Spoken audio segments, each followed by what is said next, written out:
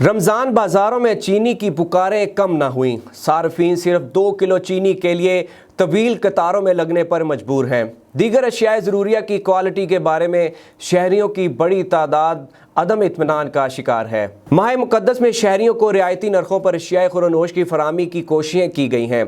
इस मकसद के लिए लाहौर में 30 रमज़ान बाज़ार कायम किए हैं, जिन पर 7 अरब रुपए की सब्सिडी दी गई। बेशतर रमज़ान बाज़ारों में ख़रीदारों का अच्छा खासा हजूम भी रहता है, लेकिन अशिया की क्वालिटी के हवाले से शिकवे शिकायत भी अपनी जगह बरकरार हैं। सबसे ज़्यादा शिकायत चीनी की अदम दस्तयाबी के हवाले से सामने आ रही हैं कि रमज़ान बाज़ारों में एक शख्स को सिर्फ 2 किलो चीनी ही फराम की जाती है, वो भी शनाख्ती कार्ड दिखाने पर मिलती है। इस सूरत हाल पर सभी चिरागे पा दिखाई देते हैं। रमज़ान बाज़ारों में अपने जानने वालों को चोरी छुपे चीनी फराम किए जाने की शिकायत भी सामने आई हैं।